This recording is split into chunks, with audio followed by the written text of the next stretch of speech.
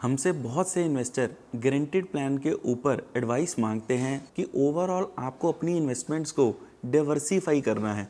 जैसे जैसे आदमी की एज बढ़ेगी वैसे वैसे उसकी इन्वेस्टमेंट बढ़ रही है। अब इसे एक एग्जाम्पल के तौर पर समझते हैं ताकि आप इसके रिटर्न को इजीली कंप्यूट कर पाए। दोस्तों, अब हम दूसरी वेरिएशन की बात करेंगे के साथ कंपेयर किया है ताकि आप इस पॉलिसी के रिटर्न्स को अच्छे से समझ सकें, जिसका नाम नील और उसकी भी एज 12 इयर्स की है। नमस्कार दोस्तों, मैं हूं राजेश सिंगला और मैं आप सबका प्लानिफाई में एक बार फिर से स्वागत करता हूं। आज की वीडियो हटकर होने वाली है। आज की वीडियो में हम pre IPO stocks, mutual funds या यूलिप के बारे में बात नहीं करने वाले। जी हां, आज हम गारंटीड प्लान्स के बारे में डिस्कस करेंगे। हमसे बहुत से इन्वेस्टर गारंटीड प्लान के ऊपर एडवाइस मांगते हैं और हमसे इन प्लान्स को रिव्यू करने के लिए बोलते हैं। तो हमने सोचा क्यों ना आज गारंटीड प्लान्स को लेके ही एक वीडियो बनाई जाए। दोस्तों, ये वीडियो किसी भी कंपनी की तरफ से स्पॉन्सर्ड नहीं है, तो जो भी हम यहाँ पर राय रखेंगे ये हमारी खुद की राय है।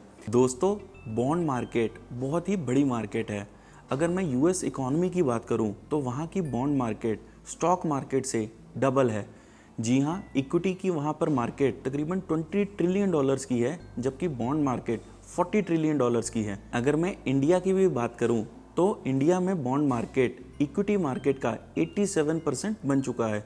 जैसे जैसे हमारी इकोनॉमी डेवलप होती जा रही है, यहाँ पर बॉन्ड मार्केट और गारंटीड प्लान्स की डिमांड बढ़ती जा रही है। आज की वीडियो में हम ये देखेंगे कि गारंटीड प्लान्स होते क्या हैं और इसमें एक गारंटीड प्लान को लेके डिटेल में डिस्कस करेंगे और इससे आपको ये पता लगेगा कि ये गारंटीड प्लान्स आपके लिए इन्वेस्टमेंट के लिए हैं या नहीं। शुरू करने से पहले एक सवाल, मैं ये जानना चाहूँगा कि आज तक कभी आपने कोई इन्वेस्टमेंट प्लान या पॉलिसी ली है? अगर हाँ तो कमेंट्स में लिखिए यस, अगर नहीं तो कमेंट्स में लिखिए no. I am just curious. अगर आपने कोई इंश्योरेंस पॉलिसी में इन्वेस्टमेंट की है तो आप हमें उस पॉलिसी का नाम भी ज़रूर कमेंट में लिखिए। इससे हमें पता चलेगा कि ओवरऑल इन्वेस्टर्स किस तरह के प्लान्स को आज की डेट में पसंद कर रहे हैं। दोस्तों, सबसे पहला क्वेश्चन आता है कि वाई गारंटीड प्लान्स, इनकी ज़रूरत ही क्यों है? देखिए दोस्तों, फाइनेंशियल प्लानिंग का एक सबसे बेसिक रूल है कि आपको अपने सारे एग्स एक ही बास्केट में नहीं रखने। इसका मतलब क्या है कि ओवरऑल आपको अपनी इन्वेस्टमेंट्स को डाइवर्सिफाई करना है। अब डाइवर्सिफिकेशन करनी क्यों होती है? ताकि आप ओवरऑल अपने रिस्क को कम कर सकें।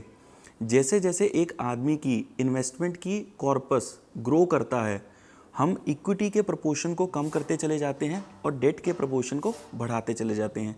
देखिए दोस्तों, डेट मतलब कि बॉन्ड मार्केट, मतलब कि जो कि ऐसी इन्वेस्टमेंट इंस्ट्रूमेंट जो आपको एक फिक्स्ड रिटर्न देते हैं। नॉर्मल भाषा में इनको लोग फिक्स्ड डिपॉजिट भी बोल देते हैं, बट इसका right technical term debt market है या फिर इनको बॉन्ड मार्केट के तरीके से भी देखा जा सकता है। तो जैसे जैसे आदमी की एज बढ़ेगी वैसे वैसे उसकी इन्वेस्टमेंट बढ़ रही है, वैसे वैसे वो और प्रॉस्पर करते हुए उसका कॉर्पस बढ़ रहा है। तो ओवरऑल डाइवर्सिफिकेशन के हिसाब से इक्विटी का प्रपोर्शन कम होता चला जाएगा और डेट मतलब बॉन्ड मार्केट का प्रपोर्शन बढ़ता चला जाएगा। इस वजह से हमें ओवरऑल बॉन्ड मार्केट की तरफ भी देखना है। अब बॉन्ड मार्केट में अगर ओवरऑल देखा जाए तो हमारे पास दो तरह की चॉइसेस हैं। एक है फिक्स्ड डिपॉजिट और दूसरे हैं गारंटीड इन्वेस्टमेंट प्लान्स। देखिए, आज की डेट में फिक्स्ड डिपॉजिट तकरीबन 5% की रेट से इंटरेस्ट दे रहे हैं। ईयरली अगर मैं रिटर्न के बारे में बात करूं तो ये तकरीबन 5% के करीब है।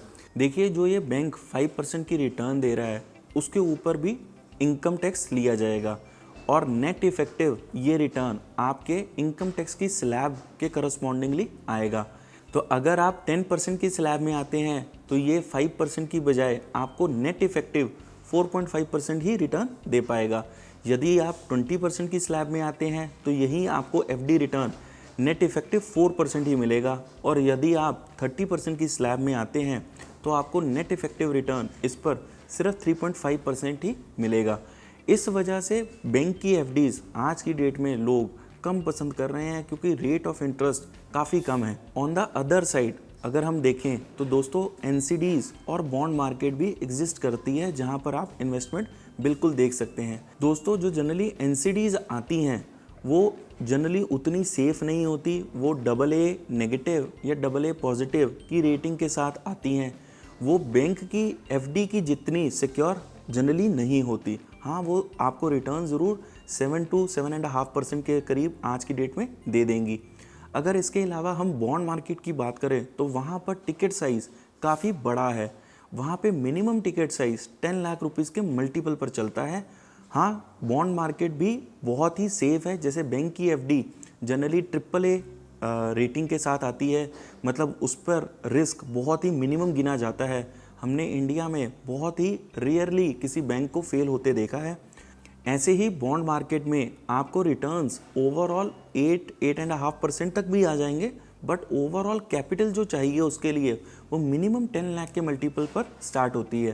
थर्ड, गारंटेड इन्वेस्टमेंट प्लान्स भी ओवरऑल बेहद ही सिक्योर हैं, क्योंकि ये भी AAA रेटिंग के साथ ही आते हैं। दोस्तों, आपको ये जानकर खुशी और हैरानी होगी कि पिछले 400 सालों में आज तक कोई भी लाइफ इंश्योरेंस कंपनी फेल नहीं हुई और ना ही कोई लाइफ इंश्योरेंस कंपनी डिफ़ॉल्ट पर गई है। इससे आप समझ सकते हैं कि ये कितनी सेफ इन्वेस्टमेंट्स हैं। दोस्तों, अब हम बात करते हैं गारंटेड इन्वेस्टमेंट प्लान्स के बारे में। देखिए, गारंटेड इन्वेस्टमेंट प्लान्स दो तरह के होते हैं। एक है एंडाउमेंट प्लान्स और दूसरे हैं money back plans. Endowment plan में आप डिपेंडिंग अपॉन योर पॉलिसी कुछ टाइम तक इन्वेस्टमेंट करते हैं और पॉलिसी के एंड पर आपको मैच्योरिटी अमाउंट आता है। इसे एग्जाम्पल के तौर पर समझें तो आप मान लीजिए 5 ईयर्स, 10 ईयर्स, 15 ईयर्स, 20 ईयर्स या 25 ईयर तक इन्वेस्ट करेंगे और आपकी पॉलिसी का टर्म जब ख़त्म होगा तो ऐसा हो सकता है कि आपकी पॉलिसी इस तरह से डिवाइस की गई है कि जहाँ पर आपको 10 ईयर्स तक इन्वेस्टमेंट करनी है और आपकी मैच्योरिटी अमाउंट 25 ईयर्स के एंड पर आएगी या फिर 15 ईयर्स के एंड पे आएगी। ये डिपेंड करता है कि आपकी ओवरऑल पॉलिसी कैसे डिवाइस की गई है। देखिए दोस्तों, हमने एंडाउमेंट प्लान्स को इसमें कंसीडर नहीं किया। उसका रीज़न है, देखिए, आप पब्लिक प्रोविडेंट फंड, किसान विकास पत्र, नेशनल सेविंग सर्टिफिकेट NSCs या फिर इवन सुकन्या समृद्धि योजना के बीच में भी सिमिलर तरह की इन्वेस्टमेंट्स कर सकते हैं, जहां पर आप डेफिनेट पीरियड पर इन्वेस्टमेंट्स कर रहे हैं और कुछ टाइम के बाद आपको मैच्योरिटी अमाउंट मिलती है। इस वजह से हमने एंडाउमेंट प्लान्स को अपने रिव्यू में कंसीडर नहीं किया। हम आज मनी बैक प्लान्स को ओवरऑल रिव्यू करेंगे। हमने मनी बैक प्लान्स को रिव्यू करने के लिए काफ़ी सारी कंपनीज़ की पॉलिसी को स्टडी किया।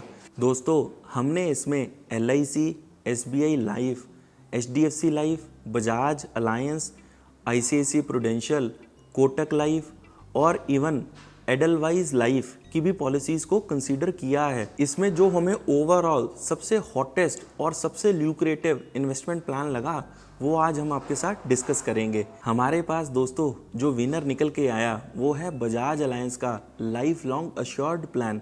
हम इसको डिटेल में अभी आपके साथ डिस्कस करेंगे। उससे पहले ये समझते हैं कि Bajaj Allianz as a life insurance company कैसी है और ओवरऑल ये कैसे ग्रो कर रही है। दोस्तों, बजाज अलायंस इंडिया में 56,000 करोड़ प्लस के असेट्स को मैनेज कर रही है।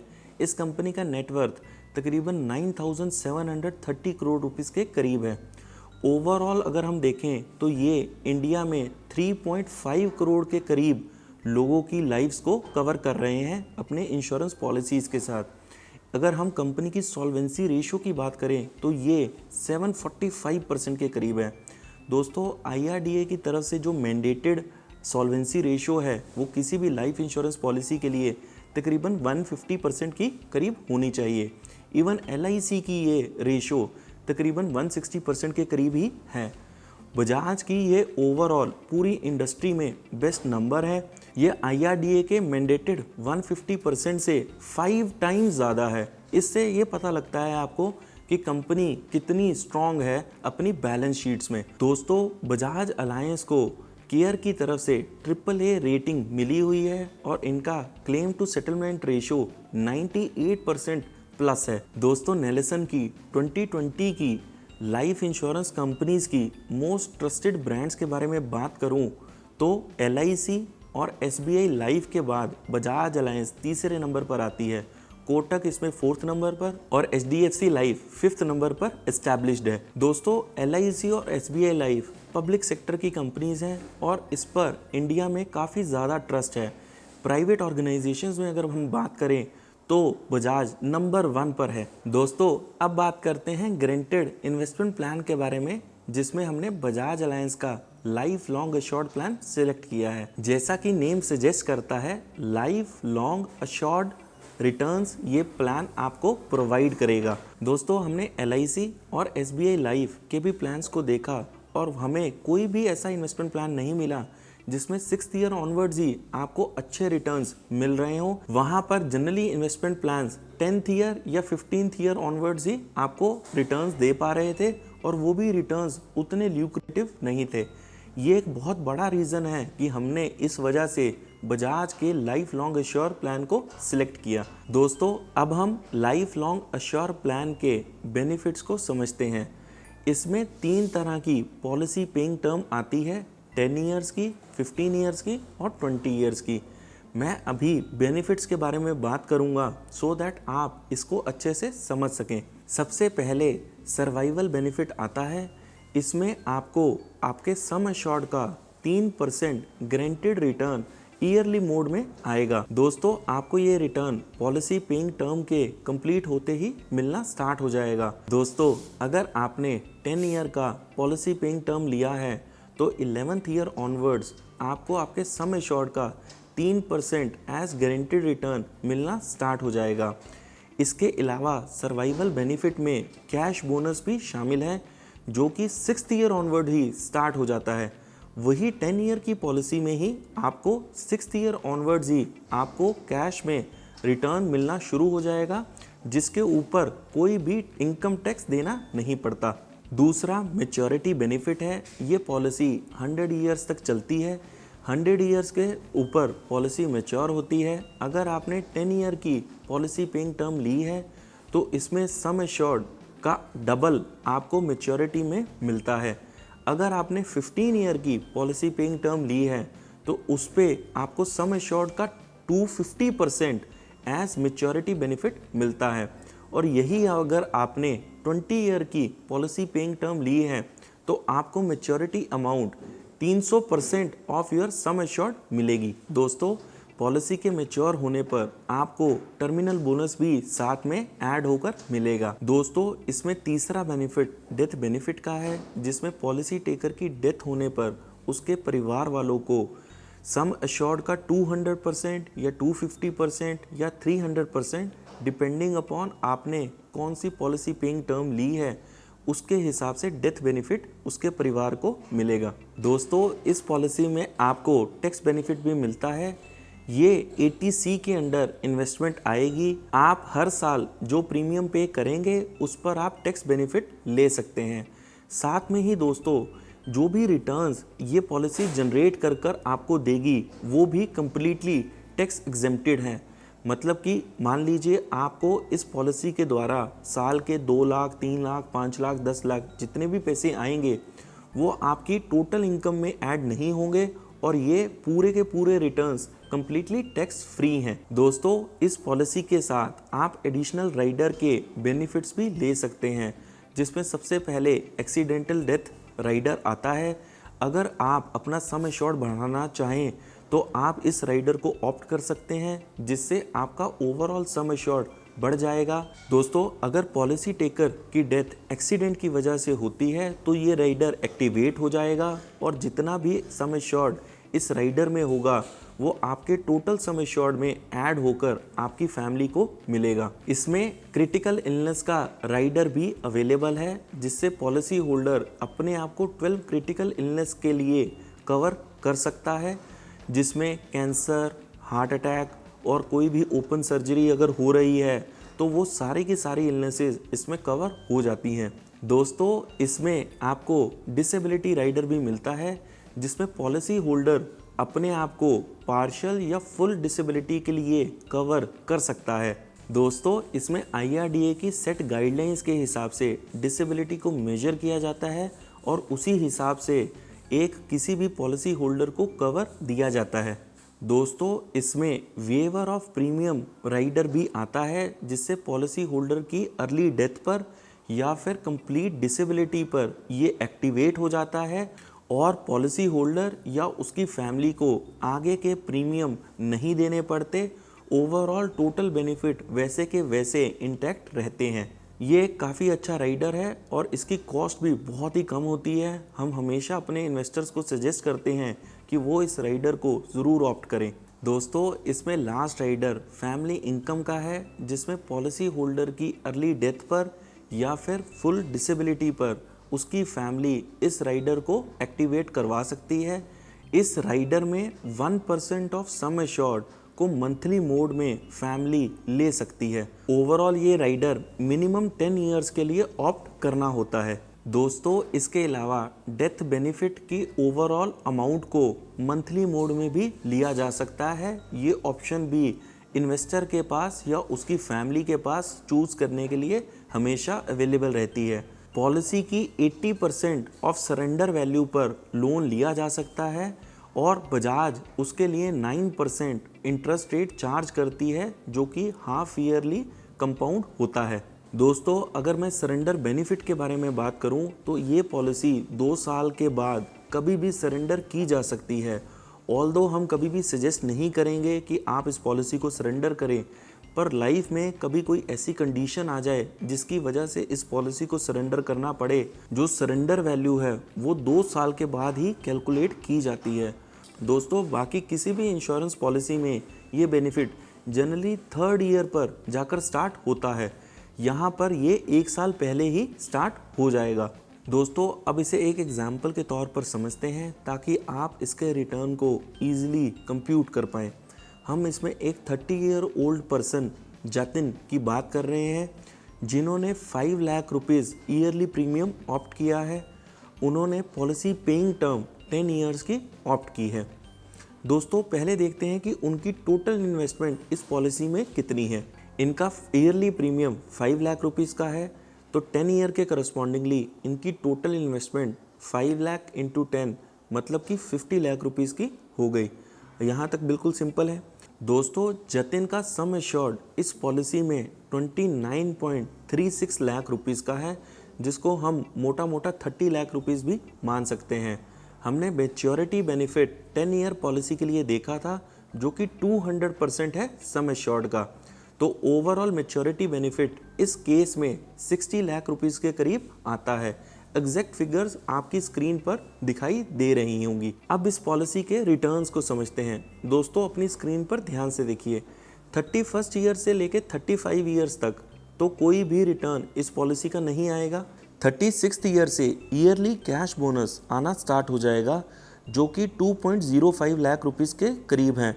मैं सिंपलिसिटी के लिए इसे 2 लाख रुपीज़ बोलूँगा। तो 36th year, 37th year, 38th year और 39th ईयर 2 लाख रुपीज़ हर साल वापसी आएंगे। तो 4 ईयर्स में 2 लाख इंटू 4 8 लाख रुपीज़ हमें रिटर्न में अभी तक आए। 40th ईयर पर जतिन की पॉलिसी का सर्वाइवल बेनिफिट प्रॉपरली स्टार्ट हो जाएगा, जिसमें उसे ईयरली मोड में 2.93 लाख रुपीज़ आएंगे। सिंप्लिसिटी के लिए इसे मैं 3 लाख रुपीज़ ईयरली मोड में बोलूँगा। तो 40th ईयर से लेके 99 ईयर्स तक ईयरली मोड जतिन को 3 लाख रुपीज़ वापसी इस पॉलिसी से आते रहेंगे। तो देखते हैं सर्वाइवल बेनिफिट में ओवरऑल उसे कितना रिटर्न वापस आया। 99 years minus 40 years is equal to 59 years. तो ये 59 ईयर्स के करस्पॉन्डिंगली हर साल उसे 3 लाख रुपीज़ वापस आ रहे हैं, जिसका टोटल सम 1.77 करोड़ रुपीज़ बनता है। 59 into 3 lakh is equal to 1.77 crore. और शुरू में उसे 8 लाख रुपीज़ कैश बोनस के रूप में आए थे। इन टोटल ये सर्वाइवल बेनिफिट तकरीबन 1.85 करोड़ रुपीज़ का हो गया है। और अगर मैं इसे एग्जैक्ट बोलूँ तो ये 1,84,39,400 रुपीज़ का बैठेगा। दोस्तों, जैसा कि मैंने बताया, ये सर्वाइवल बेनिफिट है।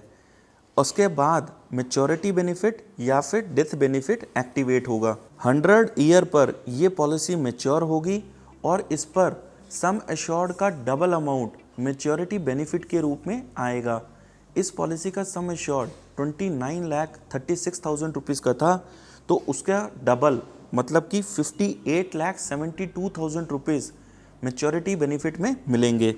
अगर मैं ओवरऑल रिटर्न्स की बात करूं तो 1.84 करोड़ प्लस 58.72 लाख, टोटल में कुल मिलाकर 2 करोड़ 43 लाख रुपीस रिटर्न में आ रहे हैं। ध्यान कीजिए दोस्तों, हमने शुरू में 50 लाख रुपीस की इन्वेस्टमेंट की थी और हमें अश्योर्ड रिटर्न्स 2.43 करोड़ रुपीस के मिल रहे हैं। ओवरऑल ये हमारी इन्वेस्टमेंट का ऑलमोस्ट 5 टाइम्स है। दोस्तों, पहली बात, जो 50 लाख रुपीस हम इन्वेस्ट कर रहे हैं उसके ऊपर हमें टैक्स बेनिफिट मिलता है और रिटर्न में जो हमें 2.43 करोड़ रुपीस मिल रहे हैं ये भी कम्प्लीटली टैक्स एग्जम्प्टेड है और ये अश्योर्ड गारंटीड रिटर्न्स हैं जो कि हर साल हमें मिलते रहेंगे। दोस्तों, इस पॉलिसी का सबसे पहला क्वेश्चन ये आता है कि 99 ईयर्स तक कौन जिएगा। आज की डेट में हम अपना एवरेज लाइफ स्पैन तकरीबन 75 ईयर्स तक ही गिन पाते हैं। तो दोस्तों, अगर मैं 24 ईयर्स को इस पॉलिसी से हटा भी दूं तो ओवरऑल अब देखते हैं कि इस पॉलिसी का रिटर्न कितना आएगा। इस पॉलिसी से जतिन को ईयरली 3 लाख रुपीस वापस आ रहे थे, तो 24 अगर मैं ओवरऑल माइनस कर दूं तो 24 into 3 is equal to 72 lakh rupees. अगर हम 72 लाख रुपीस को 2.43 करोड़ रुपीस से माइनस भी कर दें, ये स्टिल 1.71 करोड़ रुपीस हैं। ओवरऑल हमने इन्वेस्टमेंट 50 लाख रुपीस की थी और हमें रिटर्न में 1 करोड़ 71 लाख रुपीस मिल रहे हैं। अगेन ये रिटर्न 3.5 टाइम्स के करीब हैं, जो कि काफ़ी एक्सेप्शनली अच्छे हैं।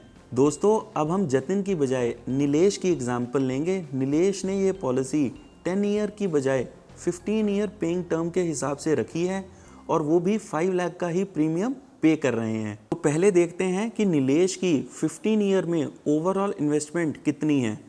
वो ईयरली मोड में 5 लाख रुपीस पे कर रहे हैं, तो 15 ईयर में उन्होंने 5 lakh into 15 is equal to 75 lakh rupees invest किए। ओवरऑल उनकी इन्वेस्टमेंट इस पॉलिसी में 75 लाख रुपीस की रही।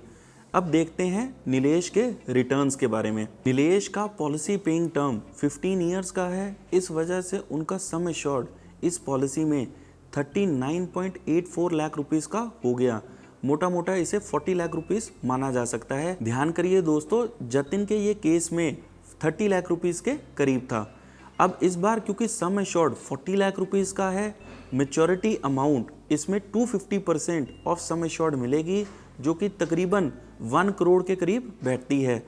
एग्जैक्ट फिगर ये 99.62 लाख रुपीस के करीब आएगी। दोस्तों, नीलेश को 31 से 35 ईयर्स तक तो कोई भी इस पॉलिसी से रिटर्न नहीं आएगा, जैसे कि जतिन को नहीं आ रहा था। नीलेश का yearly cash bonus 2.59 lakh rupees का है, जो कि 36 ईयर से स्टार्ट होकर 44 ईयर्स तक उन्हें मिलता रहेगा। Total cash bonus 23.3 lakh rupees का बन गया 9 ईयर के करस्पॉन्डिंगली। नीलेश का 45th ईयर से सर्वाइवल बेनिफिट स्टार्ट हो जाएगा, जो कि ईयरली मोड में 3.78 लाख रुपीस के करीब बैठेगा। 45th ईयर से लेके 99 ईयर्स तक उन्हें हर साल 3,78,000 रुपीस मिलते रहेंगे। इन टोटल ये मिलाकर 2 करोड़ 8 लाख रुपीस बनते हैं।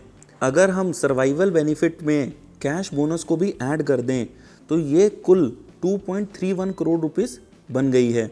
दोस्तों, नीलेश को मैच्योरिटी बेनिफिट 100 ईयर्स पर मिलेगा, जो कि 99.6 लाख रुपीस का है। ओवरऑल इस पॉलिसी का हम अगर टोटल रिटर्न देखें तो ये 3.31 करोड़ रुपीस के करीब बैठ रहा है। दोस्तों, ओवरऑल नीलेश ने 75 लाख रुपीस की इन्वेस्टमेंट की थी और उन्हें अश्योर्ड गारंटीड रिटर्न इस पॉलिसी में 3.31 करोड़ रुपीस के मिले हैं। दोस्तों, अगेन वही एग्जाम्पल लेते हुए हम मान कर चलते हैं कि नीलेश की एवरेज लाइफ 75 ईयर्स की है, तो 75 ईयर के करस्पॉन्डिंगली मैं 24 ईयर्स का रिटर्न इस पॉलिसी में माइनस कर दूंगा। Yearly survival benefit 3.78 lakh rupees का था, 24 ईयर्स के करस्पॉन्डिंगली ये कुल मिलाकर 90,72,000 रुपीस के करीब आता है। अगर मैं इस अमाउंट को टोटल अमाउंट ऑफ 3.31 करोड़ में से माइनस कर दूं तो अभी भी टोटल फिगर 2.4 करोड़ रुपीस के करीब है। दोस्तों, नीलेश की ओवरऑल इन्वेस्टमेंट 75 लाख रुपीस की थी और उनकी अगर हम एवरेज एज 75 ईयर के करस्पॉन्डिंगली रिटर्न भी देखें तो ये 2.4 करोड़ के करीब है, जो कि ओरिजिनल इन्वेस्टमेंट का 3.2 टाइम्स है। दोस्तों अब हम तीसरी एग्जाम्पल प्रदीप की लेंगे। प्रदीप इस बार 5 लाख रुपीज़ ही ईयरली मोड में इन्वेस्ट कर रहा है और उन्होंने पॉलिसी पेइंग टर्म 20 ईयर्स की ली है। प्रदीप की टोटल इन्वेस्टमेंट इस पॉलिसी में 1 करोड़ रुपीज़ की हो गई। 5 lakh into 20 years is equal to 1 crore rupees. Pradeep की पॉलिसी का सम एश्योर्ड इस बार 49.1 लाख रुपीज़ के करीब है। ये सम एश्योर्ड पिछली पॉलिसी से तकरीबन 10 लाख रुपीज़ का अगेन अप है, क्योंकि ओवरऑल उनकी पॉलिसी पेइंग टर्म 20 ईयर्स की है। दोस्तों हमने ये देखा था कि अगर पॉलिसी पेइंग टर्म 20 ईयर्स का होगा तो मैच्योरिटी बेनिफिट सम एश्योर्ड का 300% होगा। तो इस केस में मैच्योरिटी बेनिफिट तकरीबन 1.47 करोड़ रुपीज़ का आएगा। दोस्तों अब आप स्क्रीन पर देखकर समझ पा रहे होंगे, अगेन 31 से 35 ईयर्स तक प्रदीप को इस पॉलिसी से कोई रिटर्न नहीं आएगा। 36th ईयर ऑनवर्ड्स उनका कैश बोनस एक्टिवेट हो जाएगा। उन्हें ईयरली 2,94,000 इस पॉलिसी से कैश बोनस मिलेगा, जो कि 36th ईयर से 49 ईयर्स तक उन्हें मिलता रहेगा। दोस्तों टोटल कैश बोनस प्रदीप को इस पॉलिसी से 41,16,000 रुपीज़ का मिल रहा है। 50th ईयर ऑनवर्ड्स उन्हें इस पॉलिसी का सर्वाइवल बेनिफिट मिलना स्टार्ट हो जाएगा, जिससे उन्हें 4.42 लाख रुपीज़ ईयरली मोड में मिलेंगे। दोस्तों सर्वाइवल बेनिफिट 50th ईयर से 99 ईयर्स तक उन्हें हर साल 4.42 लाख रुपीज़ का मिलता रहेगा। ये overall survival benefit 2 crore 21 lakh rupees का बनता है। अगर हम इसमें कैश बोनस को भी ऐड कर दें तो ये कुल मिलाकर 2.62 करोड़ रुपीज़ का बन रहा है। और इसमें अगर हम डेथ बेनिफिट को भी ऐड कर दें तो ये टोटल 4.12 करोड़ रुपीज़ के करीब बैठता है। इस केस में प्रदीप की again total investment 1 crore rupees की है और एवरेज एज 75 ईयर के करस्पॉन्डिंगली प्रदीप को 3 करोड़ 6 लाख रुपीज़ इस पॉलिसी में अश्योर्ड रिटर्न्स में मिल रहे हैं, जो कि अगेन इन्वेस्टमेंट का 3 टाइम से भी ज़्यादा है। दोस्तों अब आपकी स्क्रीन पर जतिन, नीलेश और प्रदीप की टोटल इन्वेस्टमेंट और टोटल रिटर्न्स दिखाई दे रहे हैं और हमने एवरेज एज 75 ईयर के करस्पॉन्डिंगली भी उनके रिटर्न्स आपको स्क्रीन पर दिखाए हैं। दोस्तों अब हम दूसरी वेरिएशन की बात करेंगे, जहां पर हमने 30 ईयर जतिन को 40 ईयर अर्जुन, 50 ईयर भावेश और चंदन जिनकी एज 60 ईयर्स है के साथ कंपेयर किया है, ताकि आप इस पॉलिसी के रिटर्न्स को अच्छे से समझ सकें। जतिन के टोटल रिटर्न इस पॉलिसी में 2.43 करोड़ रुपीस के थे, जो कि अर्जुन के लिए तकरीबन 2.13 करोड़ रुपीस के होंगे। ये भावेश के लिए तकरीबन 1.84 करोड़ रुपीस और चंदन के लिए ऑलमोस्ट 1.55 करोड़ रुपीस के होंगे। दोस्तों अब मैं आपको इस पॉलिसी का एक बहुत ही अच्छा ट्विस्ट बताता हूँ। मान लेते हैं कि अर्जुन का एक बेटा है जिसका नाम अंश है और उसकी एज 5 ईयर्स की है। भावेश के पास एक बेटी है जिसका नाम सिया है और उसकी एज 10 ईयर्स की है। चंदन का भी एक बेटा है जिसका नाम नील और उसकी भी एज 12 ईयर्स की है। दोस्तों ये पॉलिसी 10 ईयर प्लस किसी भी पर्सन के लिए ली जा सकती है। इस वजह से अर्जुन के बेटे के नाम पर यह पॉलिसी नहीं ली जा सकती। अर्जुन को ये पॉलिसी अपने नाम पर या अपनी वाइफ के नेम पर लेनी चाहिए, ताकि वो इस पॉलिसी के रिटर्न का लाभ उठाते रहें। देखिए दोस्तों, भावेश के पास अब 2 तरह की ऑप्शन है। अगर वो खुद की रिटायरमेंट प्लानिंग करना चाहते हैं तो वो पॉलिसी अपने नाम पर या अपनी वाइफ के नेम पर ले सकते हैं। अगर वो चाहें तो ये पॉलिसी वो सिया के नाम पर भी कर सकते हैं। इससे सिया को 16th ईयर ऑनवर्ड्स से लेकर हमेशा रिटर्न मिलता रहेगा, जब तक सिया की एज 99 ईयर्स तक की नहीं हो जाती और 100th ईयर पर सिया की पॉलिसी मैच्योर होगी और उसके बाद सिया के भी बच्चों को इस पॉलिसी का डेथ बेनिफिट मिलेगा। दोस्तों उसी पॉलिसी में जो हम 2.43 करोड़ जतिन के लिए देख रहे थे, सिया के लिए इसी पॉलिसी का अब कुल मिला के टोटल रिटर्न 3.12 करोड़ रुपीस का हो गया। क्योंकि 20 साल हमने इसमें ऐड कर दिए, जो कि जतिन और सिया की एज में डिफरेंस है। सिमिलरली चंदन चाहें तो ये पॉलिसी वो अपने नाम या अपनी वाइफ के नेम पर ले सकते हैं, बट अगर वो अपने बच्चे के नाम पर अश्योर्ड रिटर्न्स चाहते हैं ताकि नील को सारी ज़िंदगी एक गारंटेड रिटर्न्स मिलते रहें, तो वो पॉलिसी अपने बेटे के नाम पर भी ले सकते हैं। नील को इस पॉलिसी के करस्पॉन्डिंगली 18th ईयर पर रिटर्न आने शुरू होंगे, जो कि अगेन 99 ईयर्स तक चलते रहेंगे। नील की ये पॉलिसी 100th ईयर पर मैच्योर होगी और नील के भी बच्चों को उसके बाद इसके डेथ बेनिफिट मिलेंगे। दोस्तों, इस पॉलिसी को 10 ईयर प्लस किसी भी पर्सन के लिए लिया जा सकता है। हमने ये चीज़ ऑब्जर्व की है कि फादर अपनी बेटी के लिए, मदर अपने बेटे के लिए और हस्बैंड अपनी वाइफ के लिए इस पॉलिसी को बहुत ही पसंद कर रहे हैं। दोस्तों, इसी वजह से लाइफ लॉन्ग अश्योर्ड प्लान को 3 जनरेशन प्लान्स भी कहा जाता है। इसमें आपने देखा कि भावेश की ली हुई पॉलिसी पर कैसे सिया को रिटर्न्स आएंगे और सिया के भी फर्दर बच्चों को इससे कैसे बेनिफिट होगा। आई होप हमारी एग्जाम्पल से आपको इस पॉलिसी के रिटर्न्स अच्छे से समझ आ गए होंगे। अगर आपको इस पॉलिसी के करस्पॉन्डिंग कोई भी क्वेश्चंस हैं या फिर इन्वेस्टमेंट्स के भी रिगार्डिंग कोई भी क्वेश्चंस हैं, तो आप हमें कमेंट्स में भी पूछ सकते हैं, हम उसका रिप्लाई ज़रूर करेंगे। आप दोस्तों हमसे इन्वेस्टमेंट के रिलेटेड किसी भी प्रोडक्ट के बारे में जानकारी ले सकते हैं। आप हमें स्क्रीन पर दिए हुए नंबर्स पर फ़ोन या व्हाट्सएप कर सकते हैं या फिर हमसे ईमेल के ज़रिए भी जुड़ सकते हैं। मैं आशा करता हूँ आपको हमारा ये प्रयास पसंद आया होगा।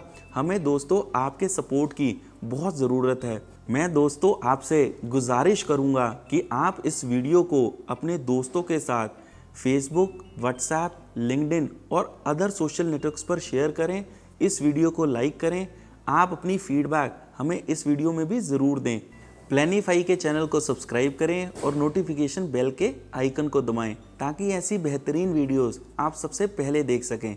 मैं अपनी अगली वीडियो में आप सबसे मिलने की आशा करता हूं। तब तक प्लानिफाई के साथ आप अपने ख्वाबों को पंख दें और ज़िंदगी को संवारें और प्री आईपीओ में इन्वेस्ट करें, क्योंकि प्री आईपीओ परफेक्ट है।